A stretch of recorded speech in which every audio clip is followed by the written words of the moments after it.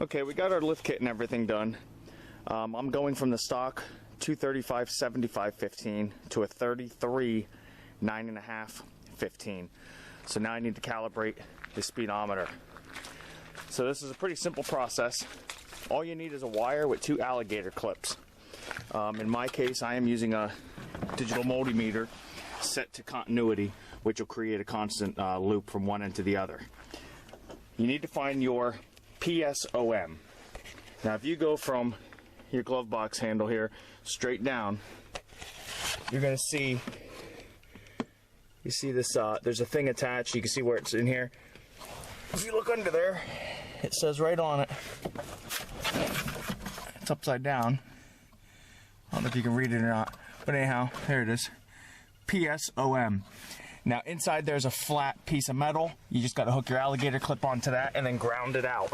To ground it out, I just hooked my other end right onto the seat belt, rather the seat bracket here. Okay, so once you have your Pso M ground out, next thing you have to do is a little bit of math. You need to find out how many revolutions per mile your new tire is. You can go right to the tire manufacturer's website to find out that information, or you can just Google tire size comparison charts. One I like to use is tiresize.com. So now my new tires, I'm going from the 275 or 235/75 rather to a 33-inch tire. So here is my this is tiresize.com comparison. Here's my stock tire compared to my new tire. Down here it tells me the revolutions per mile. So I'm going to be at 611 with my new tire. So you need to take your revolutions per mile and you need to multiply that by either 0.0135 if you have a 15-inch wheel, or multiply your revolutions per mile by 0.015 if you have a 16-inch wheel. So for my new tire, 611 revolutions per mile times 0.0135, because I have 15-inch wheels, comes out to 82.485. So I'm just going to make that a 3-digit number and round it up to 825. When we go into the truck's computer, we're not going to use the decimal, so I'm just going to be at 825. So now to get into this, see if I can hold the camera here. I have no friends, so all videos are made alone. Alright, you're going to hold your reset button and turn the truck on, but don't start it, just turn it to the on. You're going to see it says E086. Now you have 6 times that you can reset your calibration. After 6 different tire changes or whichever, you need to get a new Pso M. So this truck has never been calibrated for different tire size.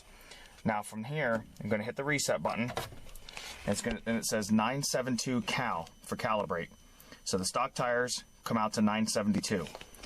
Now I'm going to hit the select button, and it's going to count down, and I want to take this all the way down to what I need is 825.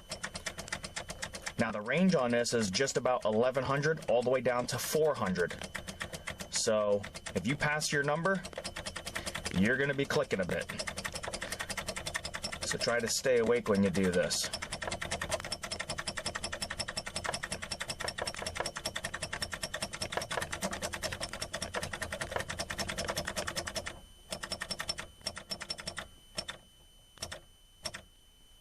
Okay, so 825.